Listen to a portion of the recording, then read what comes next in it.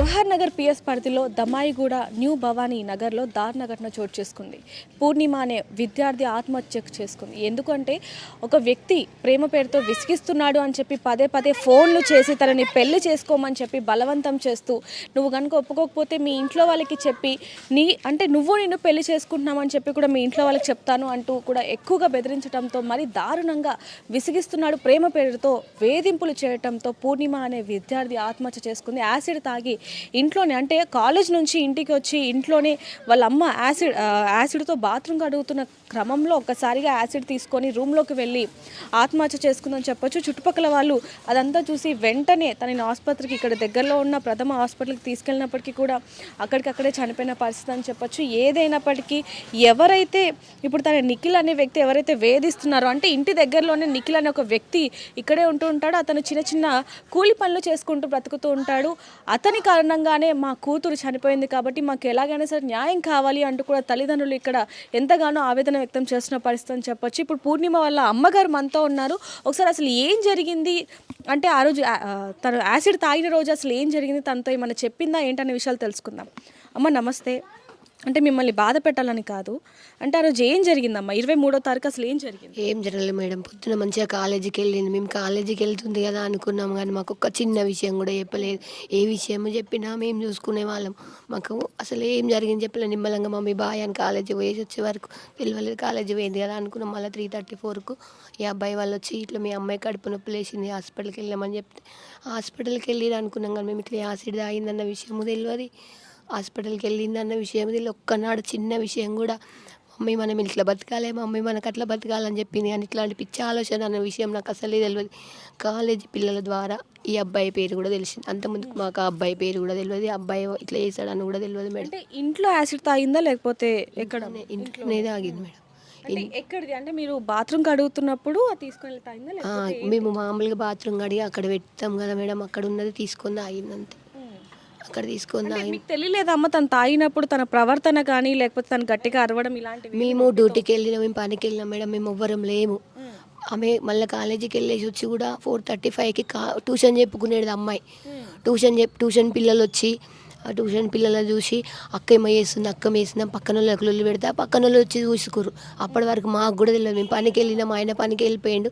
వాళ్ళు చూసి అయ్యో మీ అమ్మాయి ఇట్లా అయిపోయింది అనేసి వాళ్ళ బండి మీద వచ్చి నన్ను తీసుకొచ్చి అప్పుడు కీర్తి హాస్పిటల్ పోయినాం, కీర్తి హాస్పిటల్ నుంచి సుధా హాస్పిటల్ పోయినాం, సుధా హాస్పిటల్ నుంచి మధ్యలోకి తీసుకెళ్ళాక వేరే హాస్పిటల్కి వెళ్ళి మధ్యలోనే ఇది అయిపోయింది అంతే. ఇంకా నాకు ఎలా ఉండేదమ్మా, అంటే మీతో ఇలాంటి ఎవరైనా వేధిస్తున్నారని కానీ లేకపోతే ఇంట్లో కొంచెం డల్గా ఉండడం కానీ, ఎప్పుడు యాక్టివ్గా ఉండేది అంటున్నారు, మరి ఎప్పుడైనా డల్గా ఉండడం ఇలాంటివి ఏమన్నా? అట్లాంటివి ఎప్పుడు లేవు మేడం. ఎప్పుడైనా మంచిగా ఉండేది. ఇంకా నాకే మంచి విషయాలు చెప్తుండే. మమ్మీ మనం ఇట్లా ఉండాలి, మమ్మీ మనకు అట్లా ఉండాలి, మమ్మీ మనం ఇల్లు కట్టుకోవాలి, మమ్మీ నేను డ్యూటీ చేసే వరకు పెళ్ళి చేసుకోను మమ్మీ, నా పెళ్లి విషయం ఎత్తొద్దు మమ్మీ, మీరు నేను ఇల్లు కట్టుకోవాలి, నా డాడీకి డ్యూటీ చేసి నేను డబ్బులు ఇవ్వాలి మమ్మీ, మీరు కూలి నాలి చేసుకుని నన్ను చదివిపిస్తారు మమ్మీ, నేను డ్యూటీ చేసి మిమ్మల్ని బతికిస్తాను మమ్మీ, నేను డ్యూటీ వచ్చే వరకు నా పెళ్లి విషయం మీరు తీయొద్దు మమ్మీ అని చెప్పేది. కానీ ఇంకొక విషయం ఏం తెలియదు మేడం. ఎంతమంది అండి పిల్లలు, ఎంతమంది మీకు? ఒక పాప ఒక బాబు మేడం మాకు. ఒక పాప ఒక బాబు. అంటే మీతో ఏమన్నా చెప్పేదా అండి? మీతో ఎలా ఉండేది పూర్ణిమ? మస్తు ఇది చేసేది, ఏమన్నా చెప్పేది ఒక్క మాట అయినా, ఒక్క ఇదైనా విషయమైనా ఏది ఇట్లా అంటే పట్టుకునేది. అట్లా ఎందుకంటే ఇట్లా ఎవరినేమి తిట్టేది లేకుండా ఎవరి దగ్గర నీ పని నువ్వు చేసుకో, నువ్వేం బాధపడ్డా డాడీ నేను చూసుకుంటా అని చెప్పేది. ఏదైనా పని చెప్తే అట్లా మమ్మీ మరి ఎట్లా ఇట్లా ఇది అయిపోతుంది, మ్యారేజ్ చేసా మరి ఎట్లా అంటూ ఏం సంగతి అని అంటాడు. అటువంటి పిచ్చి పిచ్చి ఆలోచన. నేను ఇంకా చదవద్దు, అందరు చదువుకొని ఏదన్నా ఒకటి చేసుకోవాలి అన్నది. మళ్ళీ మీరు నీదే ఇంత కష్టం పడుతున్నారు, ఇది చేస్తారు, నేను ఇంత చదివించును, నాకు ఇంత బాధ చేస్తున్నావు, ఇంకా నేను ఇంకొక 4 years నేను 3 years చదువుతా, ఆయన చదివినాక నాకు డ్యూటీ వచ్చినాక నేను ఎట్లన్నా చేసి ఏదన్నా చేసి చేసుకుంటా చెప్పింది మేడం. అంటే ఆ రోజు అసలు ఏం జరిగిందండి, మీకు ఎలా తెలిసింది మీ అమ్మాయి గురించి? ఫోన్ చేసిర్రు మేడం, పక్కకు ఫోన్ చేసిర్రు, వామిటింగ్ చేస్తుందని చెప్పారు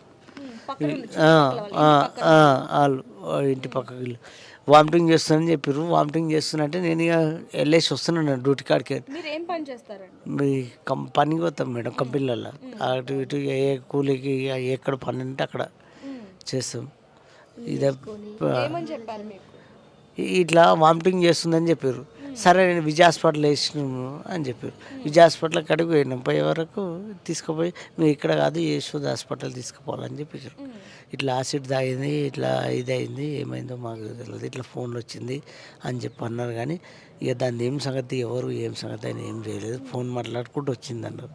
తీసుకొని పోయి చేసాం, అంతే మేడం. అంటే ఎవరైతే ఈ నిఖిల్ అనే వ్యక్తి ఉన్నాడో అతని కారణంగానే చనిపోయిందన్న విషయం మీకు ఎప్పుడు తెలిసింది? నిన్న మధ్యాహ్నం నుంచి కాలేజ్ పిల్లలు ఇట్లా బాడీ వస్తుందంటే ఈ వాళ్ళు వచ్చి ఇట్లా చెప్పిరంటే ఎవరు చెప్పారు మేము అక్కడ హాస్పిటల్లో ఉన్నాం ఇట్లా చెప్పిరు, ఇట్లా మాకు తెలిసింది అంతే. కాలేజ్ వాళ్ళు చెప్తేనే మీకు తెలిసింది నిఖిల్ అనే వ్యక్తి వల్ల తను. అంటే ఏం జరిగిందమ్మా? అంటే వేధించాడా లేకపోతే ఏంటి అసలు? పొద్దు నుంచి ఫోన్ చేసిండంట అబ్బాయి, మాకైతే లేదు, కాలేజీ పిల్లలే చెప్పారు. ఆంటీ పొద్దు నుంచి ఫోన్ చేస్తే అమ్మాయి ఫోన్ స్విచ్ ఆఫ్ చేసుకొని రాళ్ళ పెట్టుకుంది. కాలేజీలో పెట్టుకున్నాక మధ్యాహ్నం లంచ్ టైంలో ఫోన్ ఆన్ చేసింది. ఫోన్ ఆన్ చేస్తే మళ్ళీ ఫోన్ చేసిండంట వాడే, నువ్వు ఫోన్ లిఫ్ట్ చేస్తలేవు కదా, మీ డాడీకి మీ మమ్మీ నెంబర్ ఉంది, నువ్వు ఫోన్ చేసి మనం పెళ్ళి చేసుకుందామని చెప్తా అని చెప్తే అట్లా అయిపోద్దు నువ్వు అని ఫోన్ మళ్ళీ స్విచ్ ఆఫ్ చేసిందంట. స్విచ్ ఆఫ్ చేసి ఇంకా 3:30కి కాలేజీ అయిపోతుంది కదా, రాంపల్లి చేసి కూడా దిగిందంట. దిగినాక ఇంకా గిడి వరకు వచ్చేదే తెలిసింది మాకు. అంత ముందుకు ఇక అమ్మాయి గొడవ పడ్డదా, అబ్బాయి గొడవ పడ్డ విషయం మాకు తెలియదు. ఇద్దరికి ఎప్పటి నుంచి పరిచయం? పూర్ణిమకి నిఖిల్కి అవేమి కూడా తెలియదు మాకు. అసలు ఏ చిన్న విషయం కూడా తెలియదు. ఏ చిన్న విషయం తెలిసినా మా పాపని నేను కాపాడకొద్దు, నేను అసలు ఇట్లా ఎందుకు 19 సంవత్సరాలు చేసుకొని ఎందుకు చేసుకుంటా మేడం, కూలినాలు చేసుకొని 14 సంవత్సరాల నుంచి పిల్లల్ని 14 ఎందుకు చదివించారు, డిగ్రీ సెకండ్ ఇయర్ చదివించుకుంటూ కూలినాలు వేసుకొని ఒక్కొక్క రూపాయి ఒక దగ్గర పెట్టుకొని ఒక పూట తినకుండా నా పిల్లల చదివించుకోవాలనుకున్నా మేడం. నా బిడ్డ ఇంత పని చేస్తుంది అనుకోలేదు. నా బిడ్డ నాకు లేకుండా పోయింది. లాస్ట్కి వస్తే అందరూ ఇంత గలీజ్గా అంటారు మేడం, వాడు నిఖిలు వాడి అన్న విషయం, చిన్న విషయం కూడా మాకు తెలియదు మేడం. తెలిసి మేము నా బిడ్డని 19 సంవత్సరాల అమ్మాయిని దాచిపెట్టుకోం కదా మేడం. అవన్నీ ఎవరెవరు అంటుంటేనే మాకు అర్థమవుతుంది. తెలిసి ఉంటే అయితే నా బిడ్డని మంచిగా నిమ్మలంగా, అప్పుడు నాకు ఎంతో తెలివి చెప్తుండే, నా బిడ్డకు మస్తు తెలివి ఉంటుంది, నాకు తెలివి చెప్తుంది కదా అని. ఇట్లాంటి ఆలోచన ఉందని మేము కొంచెం కూడా ఆలోచించలేము. ఇట్లాంటి ఆలోచన ఉంటే అంటే నేను ఒక్కసారి కూడా ఫోన్ చెక్ చేసేవాళ్ళము, నాకే చెప్తుండే. ఇంకోటి తన ఫోన్ కూడా మిస్ అయిందని అంటున్నారు. మరి లాకర్లో ఏమైనా పెట్టిందా లేకపోతే ఎవరైనా తీసుకున్నారా? ఈ సెల్ వరకు ఆ పిల్లలు చూసిరంట, ఈ సెల్ వరకు తెచ్చుకుందంట. మేము ఈ సెల్ వరకు చూసినామా అంటే ఈ సెల్ వరకు తెచ్చుకుంది. ఇక్కడ బస్సు ఎక్కే వరకే చూసినాము. ఆ పిల్లలు అక్కడ నాచారం అటు పోతారు. ఆ పిల్లలు మేము ఈ సెల్ వరకు రావడం నేను చూసిన.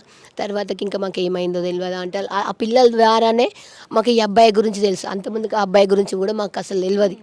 తెలిసి ఉంటే తెలిసి వేసుకోము కదా మేడం. ఇప్పుడు ఆ నిఖిల్ అనే వ్యక్తి ఎక్కడ ఉంటారమ్మా? అంటే మీ ఇంటి చుట్టుపక్కలే? మా ఇంటి చుట్టుపక్కలనే ఉంటాడంట మేడం. నాకు తర్వాత అబ్బాయిని చూసినాక, ఫోటోలు చూసినాక వీడినే ఉంటాడు కదా అని అప్పుడు తెలిసింది. అప్పటి వరకు నాకు కూడా అతనితో మాట్లాడడం కానీ లేకపోతే వాళ్ళ తల్లిదండ్రులతో మాట్లాడడం కానీ ఏమైనా చేశారని? మేము అట్లాంటివి ఏం చేయలేము. నిన్న మధ్యాహ్నము తర్వాత పోలీస్ స్టేషన్ పోయి మాట్లాడదామని వెళ్తే వాళ్ళు లేరు, దూరం వెళ్ళిపోయారు. ఇంటికి తాళం పెట్టుకొని కౌన్సిలర్ అన్నాడు, అడిగే బాధ్యత చేసే బాధ్యత నాదే, ఏదో ఒకటి చేస్తా, అన్ని పోలీస్ స్టేషన్ చేస్తా, అరెస్ట్ చేస్తా. ఇప్పుడు అరెస్ట్ చేశారమ్మా పోలీసులు ఏమన్నా లేకపోతే ఇంకా చేయలేదు? పోలీస్ స్టేషన్లో ఉన్నాడని ఇందాక వచ్చి కౌన్సిలర్ చెప్పి వెళ్ళిండు మాకు, మీరు వచ్చి పోలీస్ స్టేషన్ కాడ మాట్లాడుకుందామని వచ్చి చెప్పిండు. సరే అన్న, ఇంకా పోలీస్ స్టేషన్లో ఉన్న విషయం అయితే నాకు ఇప్పుడే తెలిసింది. తర్వాత విషయం ఇప్పుడు ఏం చెప్తున్నాడంటే అప్పుడు ఆడేమో ఇప్పుడు చెప్తున్నట్ట ఇంట్లో ఫోన్ ఇంకోటి ఉంటుంది మేడం, ఆడ మెసేజ్ ఫోన్ వచ్చింది అని వాళ్ళు అంటూ ఆమె ఇంట్లో బ్యాలెన్స్ కూడా లేదు. అంటే తన దగ్గర తన పర్సనల్ ఫోన్ కాకుండా ఇంకో ఫోన్ ఉందని చెప్పి అబ్బాయి అంటున్నాడు. ఇంట్లో ఫోన్ ఇంకోటి ఉంది, నేను ఫోన్ చేసి ఎత్తలేదు, ఎత్తపోతే గడ వరకు వచ్చినా నాకు మళ్ళీ భయమే వెళ్ళిపోయినా అని చెప్తున్నాడు. అంతే. వీళ్ళిద్దరు ఏమైనా గొడవ పడ్డారా, స్నేహితులా లేకపోతే ఏంటనే విషయం మాత్రం ఏం చెప్పాలి? అసలు ఏ చిన్న విషయం కూడా తెలియదు మేడం.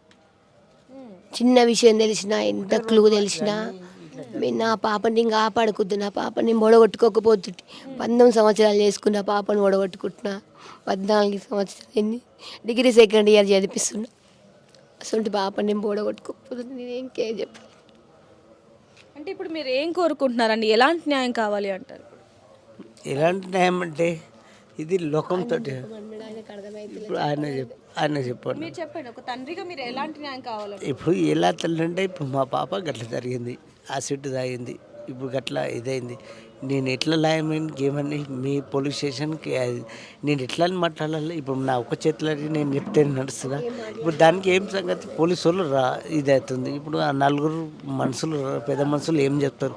దాన్ని ఏమంటే ఇక్కడ లీడర్ ఉన్నారు, లీలలతో ఏం మాట్లాడదు ఇదంతా చుట్టుపక్కల కూడా ఏమడుగుతారు అడిగి మాట్లాడినాక అది ఏం చేస్తారు ఏం సంగతి అని వాళ్ళు ఏమంటారు అని చెప్పి అనుకుంటున్నాం మేడం.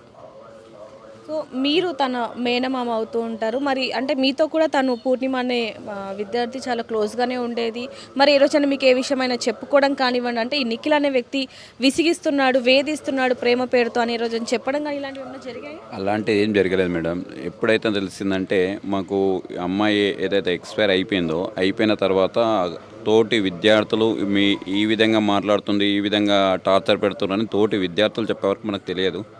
చెప్పినాక తెలిసింది ఏంటంటే మనకు ఖచ్చితంగా న్యాయం కావాలి. పోలీస్ స్టేషన్లో కూడా మనకి ఏం న్యాయం కావాలో న్యాయం కావాలి. ఇప్పుడు మన అమ్మాయి అయితే పోయింది, తిరిగి రాదు. ఇదే విధంగా వేరే వ్యక్తికి కావద్దని మనం గట్టిగా పోరాడి మనకు న్యాయం కావాలి మేడం. అంతే ఇక దాంతో నిఖిల్ అనే వ్యక్తి ఎక్కడ ఉంటాడు?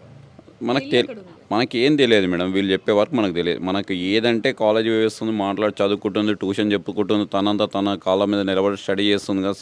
Degree second year. మనం ఆమెనా ఎడ్యుకేటెడ్, మనం అన్ఎడ్యుకేటెడ్ కదా, పర్లేదు మంచిగా చదువుకుని అనే ఉద్దేశంలో ఉంది కానీ దాని తప్ప ఇంకేం లేదు మేడం.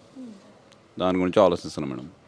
ఏదైనప్పటికీ ఇప్పటికైతే ప్రస్తుతానికి అతన్ని అరెస్ట్ చేయడం జరిగింది. ఇలాంటివి జరగకుండా కఠినంగా శిక్షించాలి అని అంటారు.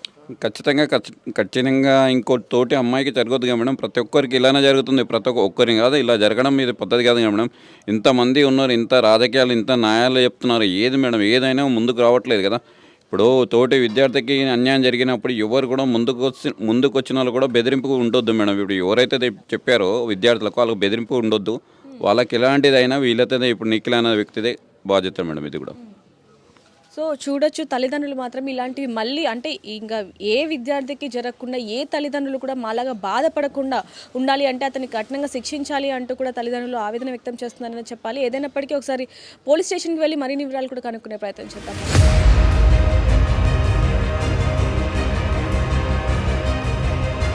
అసలైన తొలి వెలుగు. ఫాలో వాట్సాప్ @తొలి వెలుగు official.